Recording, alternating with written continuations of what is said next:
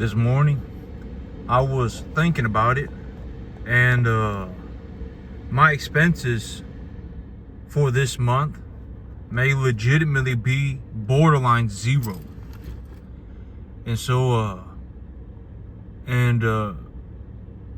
I ordered more feed. I figured the feed that I ordered will last me about 2 months.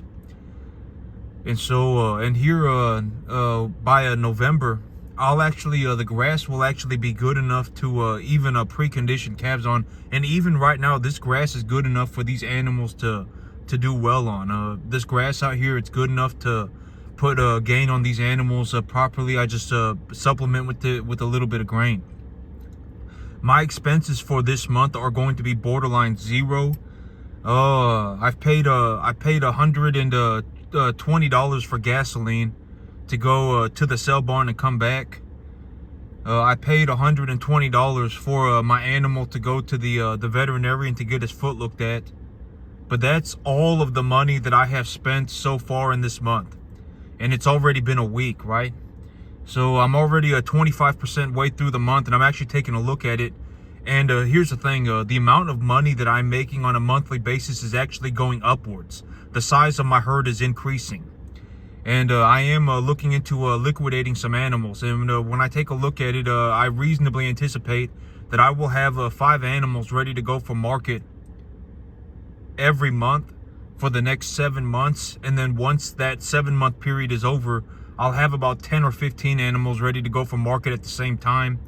And also by about February, I will be increasing the size of my herd to about 120 animals is what I anticipate.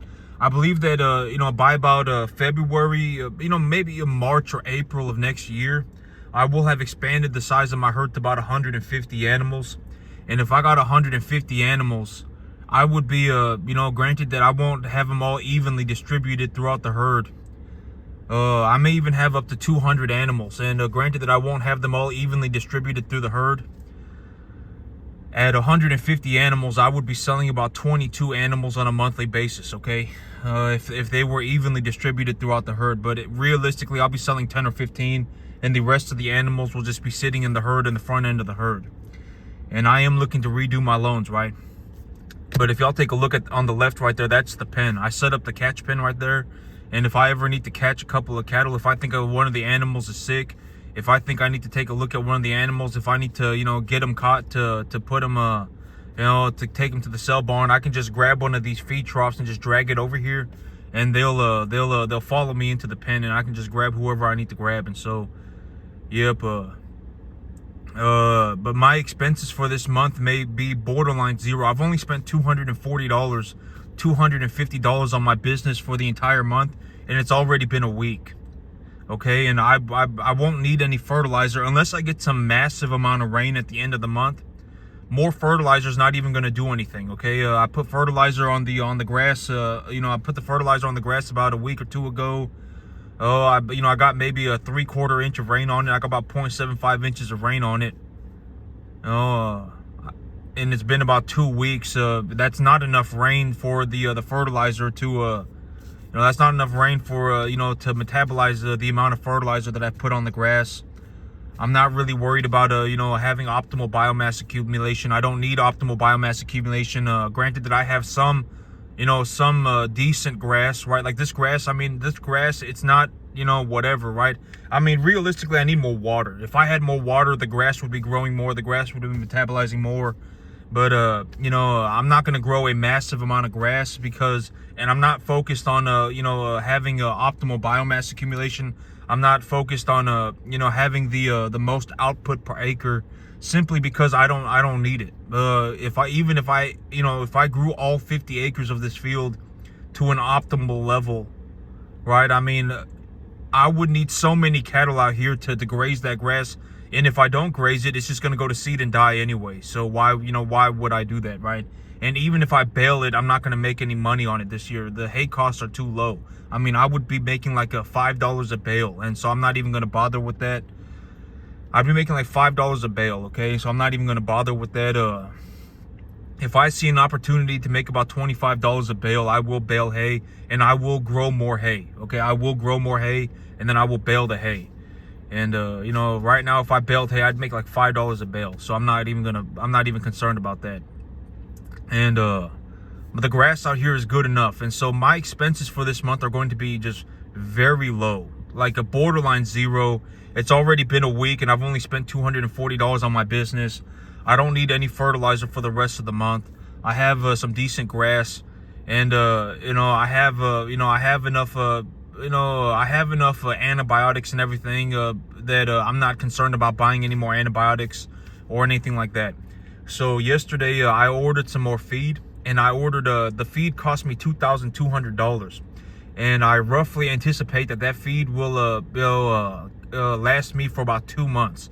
So the feed will end up being about $1,100 a month for the cost. It'll cost me about $1,100 a month, and the amount of money that I'm making is going up on a monthly basis. Okay, I will start liquidating animals when I need the money to reinvest the money. When I need the money so that I can buy more animals, or when the animals just get too big, I will liquidate the animals. Okay, and when I liquidate the animals, I will be reinvesting that money back into my business.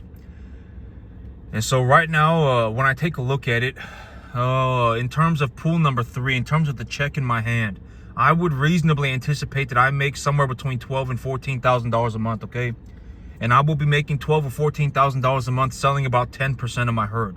I have about 39 animals. I'll be selling 15% of my herd, something like that. I have 39 animals right now, and I will be selling 5 on a monthly basis. Okay, that's the big idea. And so so if I sell 5 animals, I still have 34 animals left, right? And the 5 animals, when I sell those 5 animals, I will be making a profit.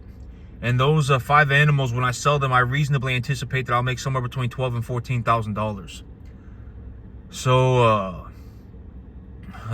that leaves me with 34 animals at home.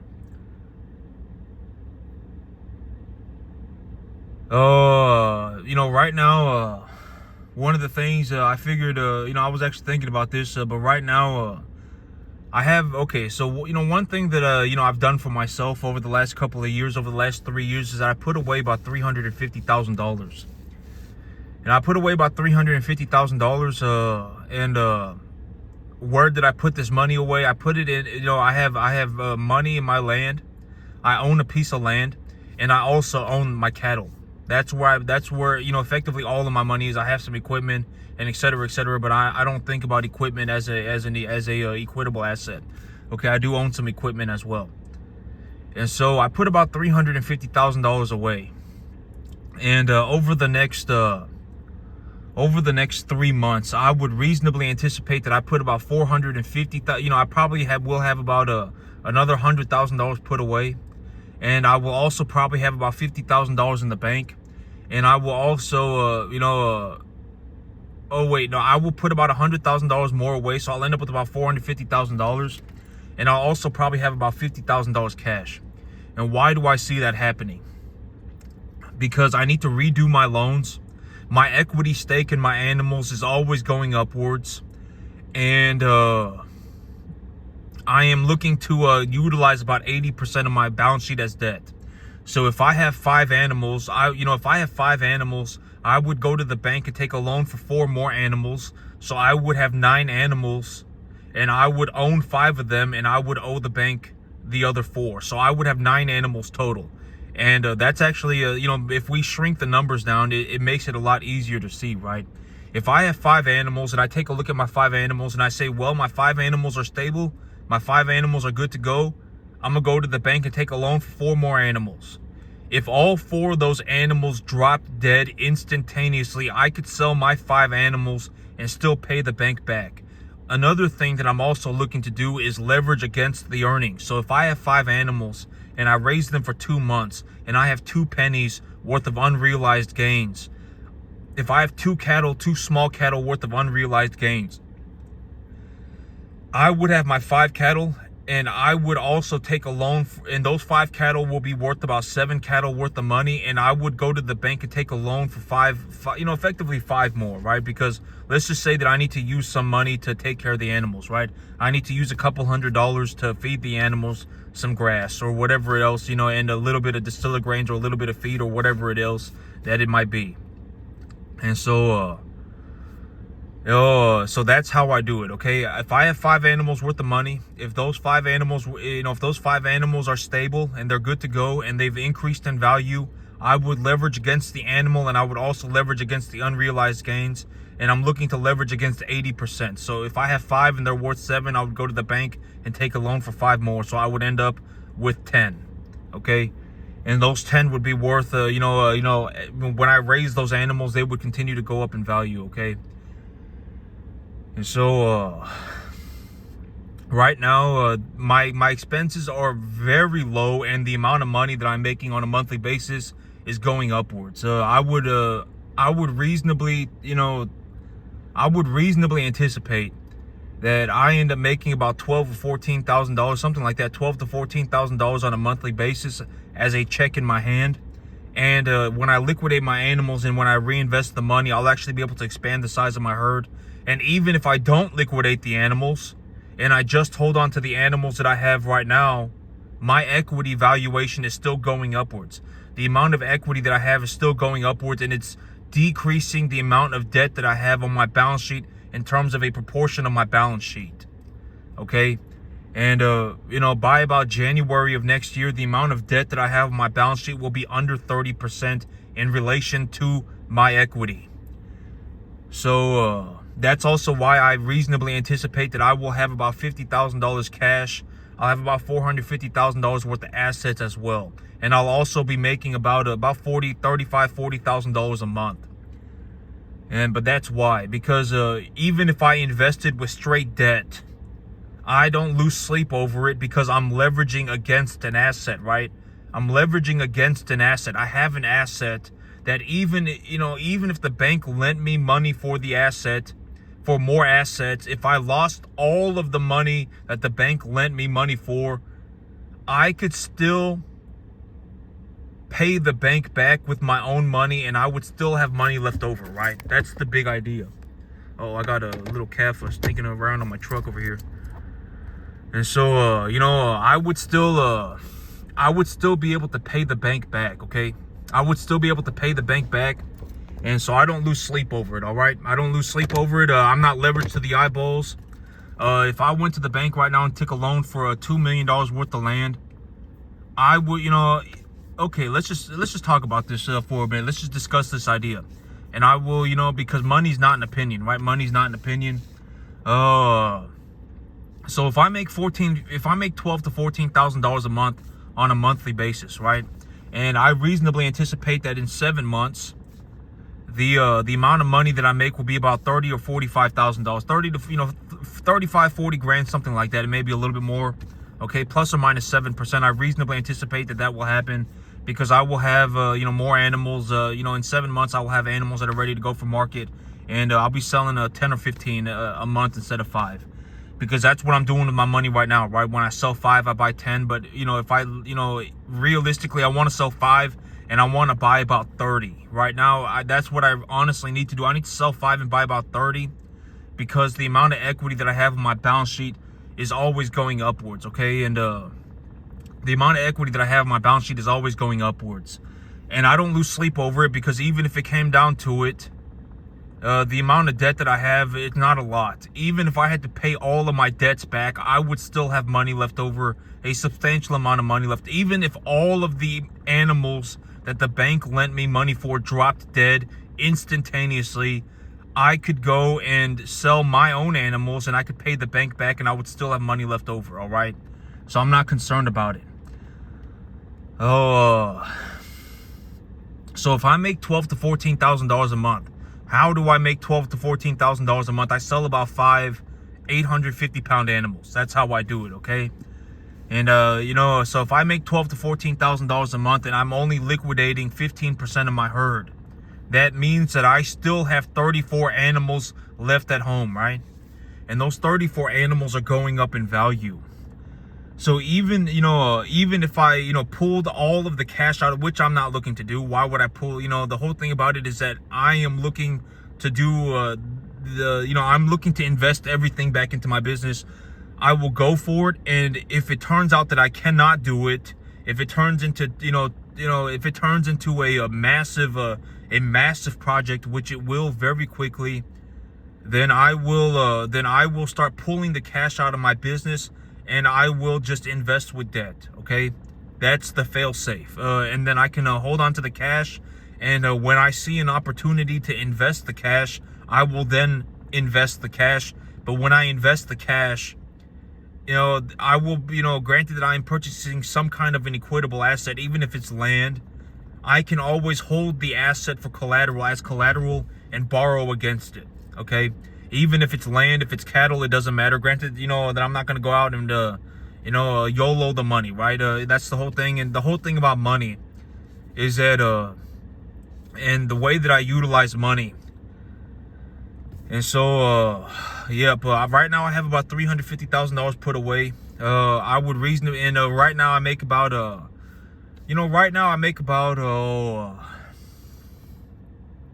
I would reasonably say that I make about maybe about $35,000 a month right now. Somewhere between, somewhere about 35 grand. That's about how much money I make a month right now. And I make about $35,000 a month right now, and I have about $350,000 put away. I would reasonably anticipate that by January or February of next month or next year, I will have about $450,000 put away, and I will have $50,000 cash, and I will be making about I'll be making about 70, 50, 60, $70,000 a month, something like that. Right now, as of today, I make about $30,000 a month, $35,000 a month.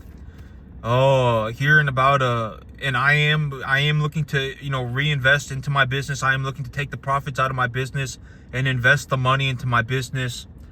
I would reasonably anticipate that I have about $450,000 put away by about February of next year, March of next year. And I would be making about, there's a very real possibility that I'll be making about $70,000, $80,000 a month. And it may be a little bit more. It may honestly even be more than $80,000 a month by March or April of next year. I am looking to reinvest all the money into my business, okay? I don't, and I am looking to utilize the amount of capital that I make. I am looking to utilize the capital that I make. There's no reason for me to, if I went out and bought 5 Lamborghinis and I put myself in a nice house and whatever, and I put $10,000 a month into the S&P 500, it's not going to do anything for anybody other than me. That's how I see it. And I believe that I have a firm belief in God, and so I believe it is my moral obligation to keep working. Okay, it is my moral obligation to work. But that's how I see it. If I went and bought myself 5 Lamborghinis and I put myself in a nice house, and then I put $10,000 a month into the S&P 500, I could realistically do that with $70,000 a month. Okay, I could realistically do that with $80,000 a month, and it wouldn't be an issue. But the reason that I'm not looking to do that is because it's not going to do anything. First of all, it's not going to do anything. It just, and the thing about it is that I don't even want 5 Lamborghinis. I don't even want 1 Lamborghini. Okay, I don't. I have zero desires for whatever, a Lamborghini. Legitimately, I don't know how else to put this. I don't have any desires for. If anything, I'm looking to buy myself like an F350 or an F450, and I'm looking to buy myself a big old trailer. But even that, that's not a lot of money. I could realistically pay for that with 1 month worth of money. I'm looking to grow my business. My whole thing about investing is that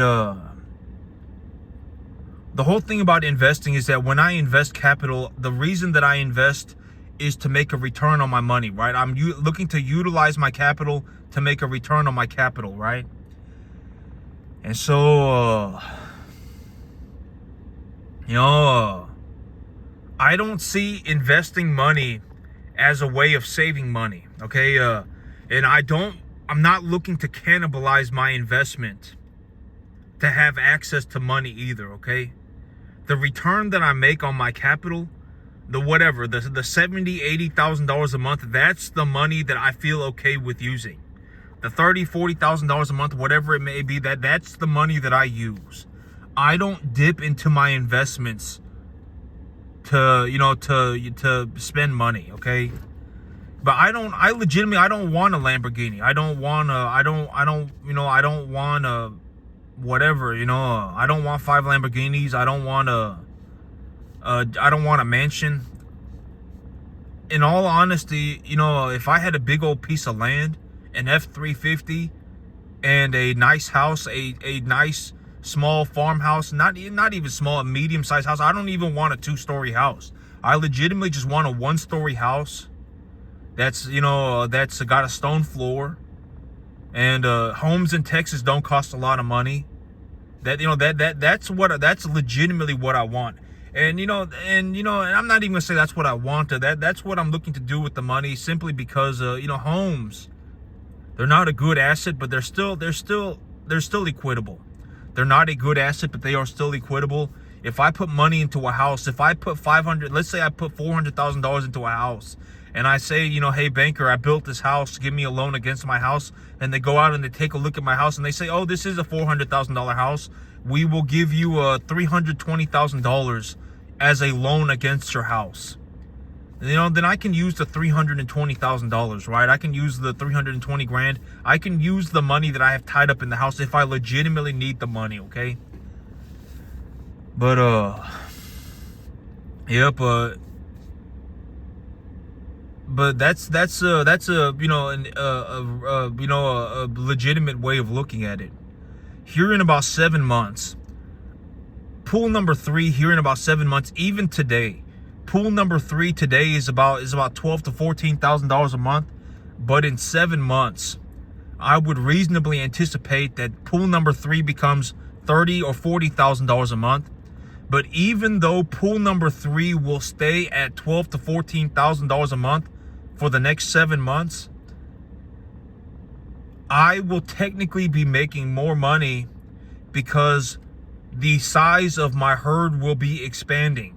The front end of my herd I will be getting more animals in the front end of my herd. The number of animals that I have will increase, and the size of the animals that I still have left over, even after I sell my 5 animals, the size of the animals will still be increasing as well.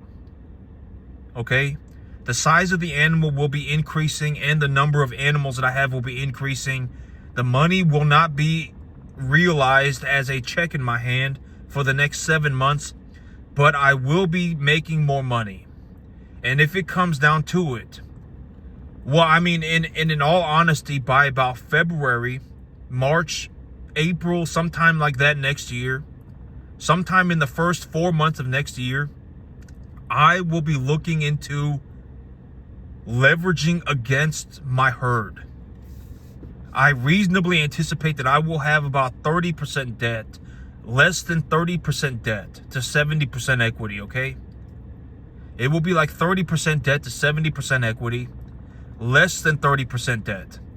And so, and if I have 60 cattle, and those 60 cattle have gone from 225 pounds to 550 pounds on the average weight, and I'm selling 5 animals on a monthly basis, I would sell I would be looking to buy, I would be looking to buy another, probably 70, I would be looking to buy another, probably 80 cattle, because those 60 cattle that I have will have gone up in value and they will be stable. They will be producing me a monthly return. I would be looking to invest all of my monthly return. If I invest my profits into the business, that increases my equity stake. That increases the amount of equity that I have in my business, right? And if I'm increasing the amount of equity that I have in my business, and I'm looking to leverage against 80% of it, then I would be looking to take a loan against my profits as well. And I'm not leveraged up to the eyeballs, okay? I don't ever leverage myself to the eyeballs. You know, even if I took a loan for $2 million and went and bought myself a $2 million piece of land, and let's say I paid $12,000 a month for that piece of land. If I paid $12,000 a month for that piece of land, you know, it wouldn't matter to me. All right, let's say I took this loan in 7 months. Let's say, because I'm looking to take a loan for a piece of land sometime in the first 4 months of next year. And, there's a very real possibility that by about March or April of next year, the amount of money that I make on a monthly basis will be about $80,000, maybe even more. So if it costs me $12,000 and I make $80,000, it's a negligible sum of money. I am not anywhere near leveraged to the eyeballs, right? I still have $68,000 a month that I can utilize to grow my business. I can leverage against my assets. I can reinvest the profits back into my business. The profits that are left, the $20,000, whatever, I can use another $10,000 and I can invest $10,000, the $10,000, whatever it may be. Okay, whatever it may be, maybe I use, if I use $12,000 to pay for the land, let's say I use another, whatever, $4,000, $5,000, and then I invest the $20,000 that's left. That $20,000 is still becoming equity, my equity stake, right? So I would leverage against my assets. I would invest the money, and then I would leverage against that money as well. So, it doesn't matter. I'm not leveraged to the eyeballs. My whole thing about money is that I'm just going to buy whatever I need. I'm not looking to leverage myself to the eyeballs. I'm not going for broke. I don't do any of that stuff. I don't leverage myself to the eyeballs. I don't go for broke. I don't risk bankruptcy. I'm just going to buy what I need. And my main focus for a majority of my money is to implement big projects that will legitimately benefit humanity. That's my big idea. That's the big thing about the money, because I legitimately believe that the world has the world, we can do a lot of things. All right, the world, there is a lot of good things that can happen for the world, and I'm looking to be a part of that. Okay. If giving away money was legitimately going to help people, I would give away money. I would give away every dollar that I ever made, okay? But a lot of people, you have to understand that a lot of people don't have money because they're idiots and they will perpetually kick themselves in the dick. I guarantee it. There is a lot of people are actually better off without money. If we gave everybody $10,000, if we gave everybody $10,000, even 10 grand, there would be so much inflation that it would destroy the world economy. We would go into a third world country very quickly. All right, you have to learn how to morally deal with money.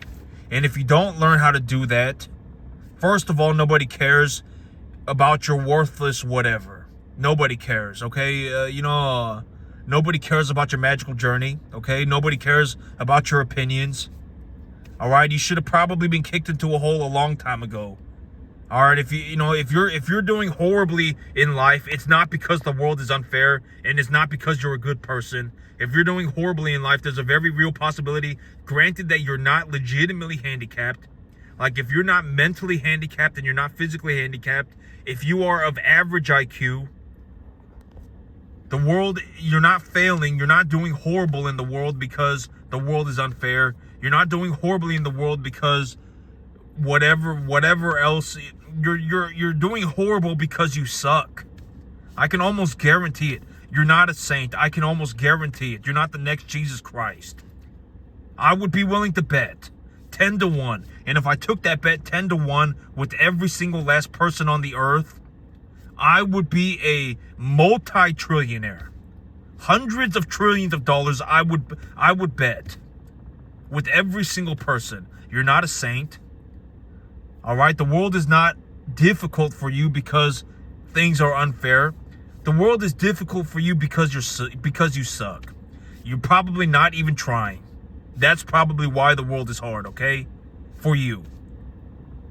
You know, if you got yourself together and, you know, you thought about it for a minute and you at least attempted to try, and you went out into the world and you looked for something that you could morally agree with, that you believed was a morally good thing, you know, I guarantee you're not a saint.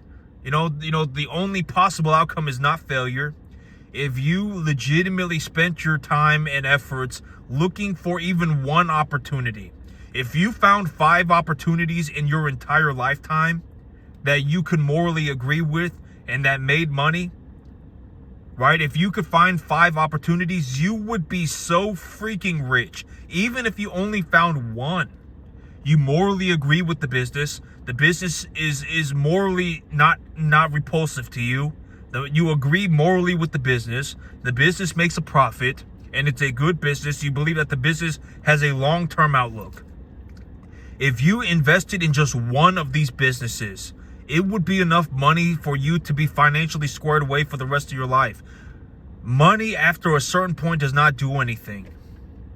The only, you know, like, in all honesty, if you made, for the average person, in terms of like legitimately just, you know, having a nice house and not having to worry about your bills, once you start bringing home about, you know,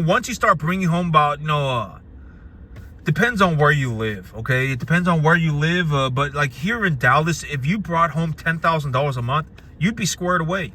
You could legitimately buy like one of the nicest homes, all right, in one of the nicest areas. And granted that you had been investing some of your capital before you bought this home. The long story short is that homes in Dallas, homes in this area don't cost a lot of money. Okay, they don't cost a lot of money. You could buy yourself a very nice house, like one of the nicest homes in one of the nicest areas in the entire country for like $1 million. You can. And even a $500,000 home in Dallas is very nice, in a very nice neighborhood. Legitimately, even 400 grand will get you into like one of the best neighborhoods in the entire country. Legitimately, Dallas has a lot of nice neighborhoods, and you can get into them for very, very, very little money. They don't cost a lot of money. For like $400,000, you can get yourself into a very, very nice house in a very nice community. Okay, and I'm not gonna say nice community. You don't have to worry about gunshots at night. Okay, and I'm also gonna say, like, where I work in Dallas, you hear gunshots multiple times a year. I actually saw a young lady shoot at a guy.